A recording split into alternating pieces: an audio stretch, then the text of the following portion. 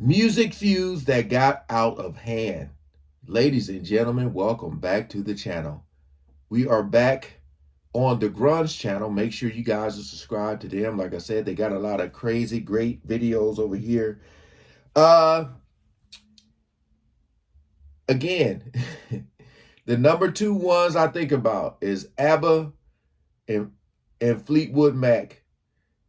How do y'all play? How do y'all get through it? Boy, we're going to check this out. Again, appreciate all the love and support with you guys coming over, and shout out to all the good humans. Link is always in the description for those who are asking, man. So we ain't going to waste no more time. Let's jump right into it. While most beefs between musicians end up quickly squashed once the people involved realize how childish they're acting, some feuds spiral completely out of control and last forever. Hey, musicians are a sensitive lot, so headline-making rivalries are to be expected from time to time.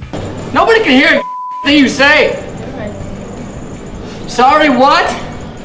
Now she won't repeat it. Crank your drama meter up to 11 because we're stage diving into some of modern music's most petty squabbles. Everybody in Van Halen versus everybody in Van Halen.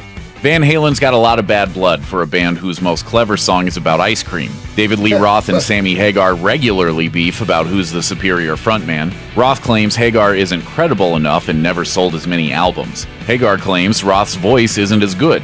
Meanwhile, Eddie Van Halen's apparently pissed at everybody. Because I was ready to, it's like all those years of right there. I just said, you ever speak to me like that again, you better be wearing a cup. And it seems like everybody's pissed at him, too. There's so much anger that I don't even want to run into him. I used to always say, if I ran into him somewhere, it'd be like, oh, Eddie, how you doing? Big hugs and kisses. I don't think it'd be like that right now. Dang. Hagar blasted Eddie for claiming ex-bassist Michael Anthony couldn't play bass by counter-claiming that Eddie could barely play guitar anymore and it was impossible to sing along with him. And then there's Roth, whom Eddie called an overgrown child he can't be friends with and whom he only works with because the fans want it. Peace, love, and rock and roll. 1 out of 3 ain't bad, right? Dang. Noel Gallagher versus Liam Gallagher. Unless you're Cain and Abel, your sibling squabbles probably don't run as deep as they do for Oasis's Noel and Liam Gallagher. The two have apparently barely gotten along since childhood, making it a small miracle they formed a band in the first place. Within a few years, their infighting had overshadowed their music within... Yeah, like how did that... If you guys don't... It's one thing to feud while you're in the band, but if you were feuding before it, like I wonder if they were like, no man, we can make a lot of money doing this, let's just put everything to the side, and thought and hoped it would work, and then it still did. I don't know. Incidents like Liam hitting Noel with a tambourine during a show, Liam accusing Noel of fathering a child outside marriage, Liam regularly leaving during shows only to be found somewhere drinking instead. Maybe we're starting to see who's the instigator here. Don't like each other, man. And by all accounts, Liam also started the 2009 blow-up that led to Noel quitting the band and the brothers finally splitting for good. Apparently, Liam had canceled an important gig but managed to blame it on Noel. Tempers flared and Liam did the one thing you never do to a musician. He broke one of Noel's guitars. That did it. Noel quit that night and the brothers have not been together since. Sheesh. Morrissey versus Robert Smith. Of all the things to fight about, you'd think best sad 80s singer guy would bottom out the list. And yet, Robert Smith of The Cure and Morrissey of The Smiths have been constantly swiping at one another since the 80s. It started when Morrissey was doing what he did best, insulting people. When asked during an interview who he'd shoot with one bullet, Robert Smith or some other guy, he answered, "I'd line them up so that one bullet penetrated both simultaneously." Robert Smith is a whinge bag. Smith has also called Morrissey a precious, miserable bastard, all the things people think I am, and even quipped, "If Morrissey says not to eat meat, then I'll eat meat. That's how much I hate Morrissey." The Smiths singer, meanwhile, has said The Cure gives a new dimension to the word crap and made it perfectly clear that he has never liked them. Now, Morrissey doesn't like anybody or anything. Among the many things that Morrissey has said on record he actually hates are Elton John, George Michael, Madonna, Vic Reeves, Bob Geldof, Tony Wilson, meat eaters. But still, with both sides publicly saying they'd happily put the other 6 feet under, don't expect a conciliatory hug and cry session anytime soon. Nas versus Jay-Z.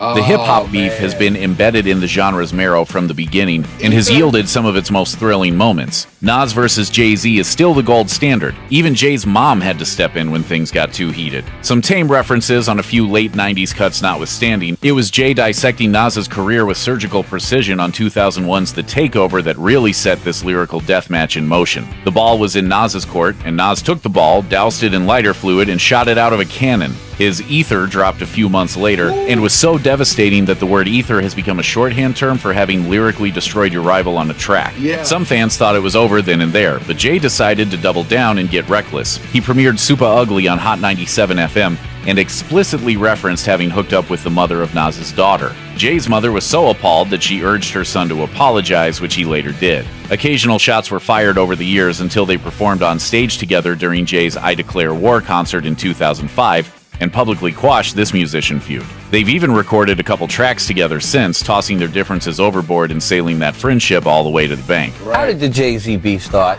I'm really over that. Right. I really don't like, really want to. I'm really over that, man, Mariah Carey versus Jennifer Lopez. What? The fact that this so-called feud is still being talked about is either a huge testament to our tendency to make a whole lot of noise over a whole heap of nothing where celebrities are concerned, or an even bigger testament to Mariah Carey's Olympian capacity for throwing shade. In 2000, a German TV network asked Carey for her opinion on a few of her contemporaries. She spoke very highly of Beyoncé, but when asked about J-Lo, she simply smiled and replied, Die kenne ich nicht. "Ouch." Carey's four little words provided enough meme fodder to keep gossip lovers warm and happy for many winters. There was the moment where you said, I don't know her. Wow. And then she said, I know her. Ago, I can't believe people still make such a big deal out of it. J-Lo told Andy Cohen she harbored no ill will toward Carey in 2014 and hoped the feeling was mutual. I don't have a feud against her at all. I know from back in the day, I've read things that she said about me that were, not the greatest. At the 2015 Billboard Music Awards, though,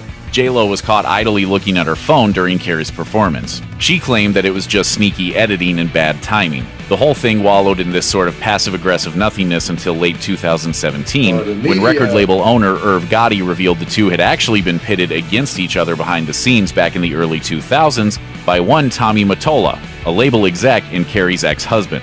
My, the plot like my gravy thicken. Kanye West versus Taylor Swift. This feud between superstars all started, of course, with that infamous "I'ma let you finish" interruption during Taylor's acceptance speech at the 2009 VMAs. Yo, Taylor, I'm really happy for you. I'm gonna let you finish. But Beyonce had one of the best videos of all time. What happened over the next 8-ish years was a noisy mishmash of more award show drama, lyrical potshots, and 2 or 3 planet-sized egos. Following the outburst, Kanye was slammed by everyone from fellow rapper 50 Cent. I wish he would come take one of my awards so I could black his eye in front of everybody. To then President Barack Obama. The young lady seems like a perfectly nice person. She's getting her award. What's he doing? Why would he do that? He's a jackass. A brief apology to her followed, but then a year or so later, he slowly started backpedaling and trying to justify his actions. Even so, they seem to have buried the hatchet by 2015 when Taylor presented Yeezy with the Vanguard Award at the VMAs that year. I'm really happy for you, and I'm gonna let you finish. But Kanye West has had one of the greatest careers of all time. But then Kanye dropped Famous in 2016, reigniting the feud and turning more than a few heads with the line, "I feel like me and Taylor Swift might still have sex. Why? I made that famous." Taylor said she was shocked, but Kanye claimed to have gotten her blessing for the line beforehand. She denied this, and wild speculation and bickering was rife until Kim Kardashian set things straight on Snapchat, posting a partial recording of the phone conversation in which Taylor's blessing had, in fact, been given. Yeah. Taylor shot back with some harsh words on "Look What You Made Me Do" in late 2017, so just when this will all end is anyone's guess. Thanks for watching. Click the grunge icon to subscribe. Oh, man. These people be making so much money. I think a lot of this stuff be like planned just so the thing is you got to pay attention when people have albums coming out. All of a sudden it's this drama that comes along right before they have an album coming out to just add another layer on their celebrity. I don't know.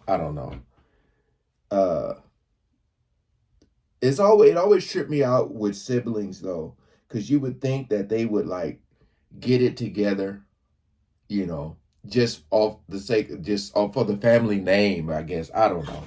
But hey, appreciate you guys coming over and watching. If you guys enjoyed, go ahead, like, share, comment, and subscribe, man. And shout out to the Grunge channel. Peace out.